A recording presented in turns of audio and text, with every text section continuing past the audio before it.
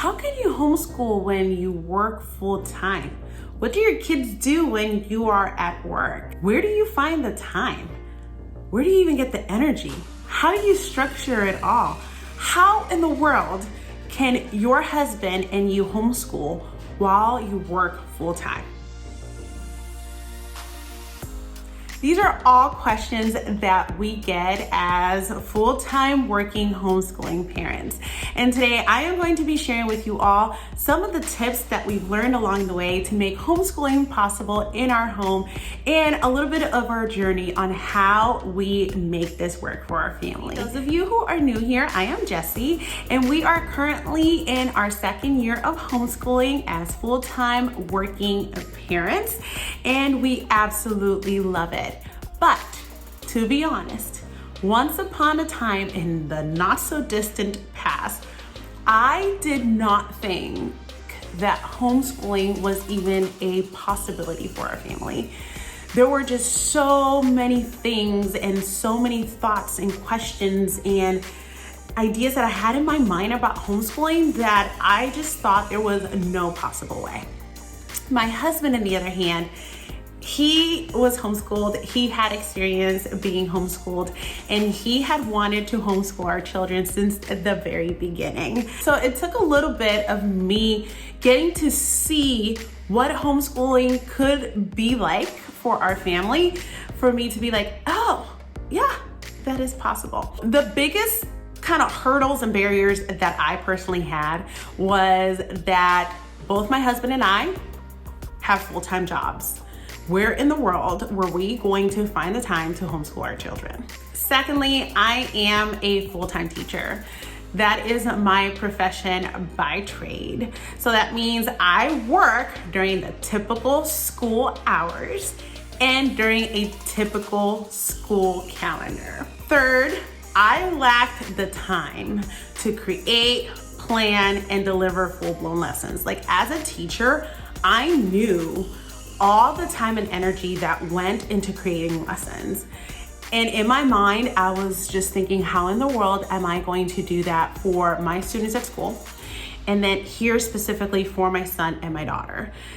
I just couldn't imagine in my mind how that was ever gonna be possible. And my last major concern was that I was so intimidated by primary grades. I was so worried that my kids weren't going to be getting what they needed in those primary grades, K-3. I was worried that I wasn't going to be able to teach them the essential skills that they needed to know to be successful in the older grades, because my experience had always been middle school grades, so 5th through 6th grade. So there was a huge problem with all of these barriers that I had in my mind, because I was looking at homeschooling as something that I was going to do all by my lonesome little self, and that because I was a teacher in the household, I was the one that was going to have to put things together, create it, and deliver it to our children. Man, I was wrong. All these years I'm here thinking this is all about me, and yeah, it's not all about me. Homeschooling is a whole family thing, and I've learned that, you know, it really does take a tribe when it comes to homeschooling as a full-time working parent. In our home, we have my husband working with our children. There is my mother-in-law who, oh my goodness, she is such a huge contributor. And my father-in-law, you know, he's there too. And it's just such a beautiful family thing. It's not just about me having to do things. No, the whole idea that you have to have teaching experience or a teaching degree to homeschool your children is an absolute myth. And I tell you that from firsthand experience, and yes, you're hearing it from a teacher herself. Like, you don't have to be a teacher by trade to be your child's teacher. You've been teaching your children since they were born. When you really stand back and think about it, who taught them how to speak? Who taught them all the things that they need to know since they were born? You did that. So when I think of, how parents can feel a little bit intimidated because, oh my goodness, I don't think I know the content, or I don't think I am equipped enough to be my child's teacher, please understand that you know your child the best, and you don't have to be a teacher and go to school to be a teacher to be your child's teacher. So based on our experience, I want to share some tips to help you as a working parent, or if you are considering homeschooling, how to make this a possibility for your family as well. First and foremost, and I think this is super important for any homeschooling family, is that you need to become aware of your homeschool laws. Every state has a different regulation or a different law or a different set of standards that you as a homeschooling family have to meet. Some states are more regulated than other states. For example, we live in Pennsylvania, so ours is a very regulated state. There are certain things that we have to do at the beginning of the year, throughout the year, and at the end of the year to make sure that we are in compliance. There is this Homeschool website that outlines all the regulations for every state. I'll go ahead and link that in the description below so you can go ahead and check that out too. So that is first and foremost the most important thing that you have to do. Once you do that, you can kind of understand what all you have to work with. Like, what are you gonna have to implement, and you move on from there. My second tip to us, this is huge. Without this tip, we would not be able to homeschool in our home, okay? And this second tip is collaborate with your spouse. If you are both working, it's gonna take both of you to be able to homeschool and make this a possibility in your home. And I know that there are single parents who also homeschool and want to homeschool as well. But if you have a spouse, it is essential for you to collaborate with them. And you can't take things personal, okay? So when my husband and I have sat down, we have thought about what are our strengths and what are our weaknesses. What can we do really good, and what areas we're not so good with. So for example, in our home, when it comes to all the administrative tasks, all the grading, all the reporting, anything that has to do with at the beginning of the year, making sure our paperwork, our affidavit, and all that fun jazz is turned in to the district. And at the end of the year, setting up that end of the year evaluation and making sure all the paperwork for that is done, and doing the portfolios for the kids. I take care of all of that. That is my strength. I am actually really good at doing that, and I have systems in place that work, okay? I have taken over that. My husband, on the other hand, that is not his strong suit, so he doesn't have to worry about that. Our biggest concern is for our kids to get what they need to get to successfully learn and become independent learners and acquire everything that they need to be successful in whatever they choose to do when they become an adult. My husband does a fantastic job with that. Teaching the kids, making things relatable to them. He's really good with talking to them and making everything tie into real life experiences. And that's what his main focus is on him teaching the things that the kids need to learn when they are with him. He accommodates very well. He breaks things down so that the kids understand it. And I think that's the hardest thing to do.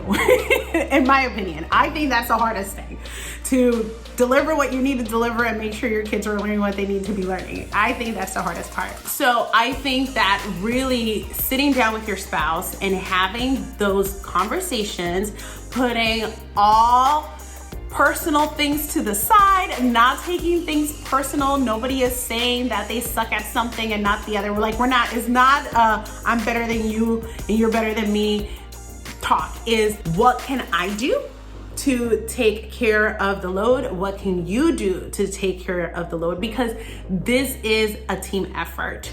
And for our home, that is really what has made it be so successful. My husband and I are so clear on our expectations. We are so clear on what each and every one of us needs to do that it really has taken any weight or overwhelming feeling to the side. And so now, like I've said in other videos, I've taken over just a reading portion of homeschooling because it's something that I want to do and I'm really good at, so why not? And in the weekends, we work on penmanship, we work on like the specials type of classes like art and things like those. My husband really works more on the music aspect because I know nothing of music, nothing. So, you know, just being real with one another and acknowledge that everyone is different and everyone has different strengths, and we're going to put it to good use. That really does make all the difference. My third tip is to have a structure or plan in place. You would be amazed at how much easier things are when there is a plan and structure in place. And this can mean many things. It can mean having a schedule set in place. And a schedule doesn't have to be minute by minute, day by day. This can honestly just be a general schedule on when you're gonna get things done. This can mean just choosing a curriculum that works for your family. And I actually have a blog post where I share with you guys why we choose to use a curriculum as a working family, and I'll link that below if you want to go ahead and read that. I find that to be super helpful. I also have another blog post about creating a schedule as a homeschooling working parent that I will also link that below if you want to read that, and I hope that you guys can find that helpful. Also, meal planning. My goodness. Meal planning can save you so much time and mental energy, is what I do. And once I've learned how to do this, I've never gone back. Just the idea of you have a plan, when you come home, you don't have to think about it, you just do it. That's typically when I do reading with my kids. I set dinner to get done and then I sit down and we work on reading while dinner is getting cooked, and that is amazing time. In the weekends is when I do a grocery pickup, and I don't have to go 2 to 3 hours in a day to go do my grocery shopping. I do it online the night before, pick it up the next day in the morning, and there is done. I have the rest of the time to work with my kids, anything that they are to accomplish on that Saturday that we were going to be working on. So that is a very important tip. As a homeschooling working parent, you need to have some sort of a structure and plan in place to make sure that you are not wasting any time. And last but not least is to be flexible and creative. Like I mentioned before, when you are homeschooling, it is very different. You are not stuck in homeschooling Monday through Friday from 7 to 3. That's not how it works. You use whatever time you have and you fit it in, because you know, sometimes work schedules are very set. For example, my work schedule is very set. I work end of August to beginning of June, and that's not going to change. And my husband works 7 days a week. Some days are shorter, some days are longer, and we work with the time that we have to meet our homeschooling goals. So you gotta really think outside the box. Some people work schedules like nurses, they work 12-hour shifts. So you don't have to homeschool your kids those 12-hour day shifts. Let's say you work 2 times or 3 days a week because you are a nurse. Homeschool the other days that you don't work. Homeschooling doesn't have to be a 7-day thing. It doesn't have to be a weekday thing. So you really can get very creative when it comes to when and how you are going to homeschool your kids, and you just need to have that flexible mindset, and it can be done. It's not always easy, but it can be done. I am just amazed with the amount of families that are full-time working families and they homeschool. They're single parents making it work, and I'm just like, wow. I'm very blessed that my husband and I, we have, a really good thing going on together. And on top of us working together, we have his parents' support, we have my mom's support. We really do have a strong family unit. So we have so many resources and, people that can really help. But there are people out there that are doing this all on their own. And it's mind-blowing that it can be done. You just have to understand that, homeschooling can look so different and in so many different ways and for so many different families. So homeschooling has become a lifestyle for us, is a part of our life. That is just how we see it now, is how we do things, and it's just become that, just a lifestyle.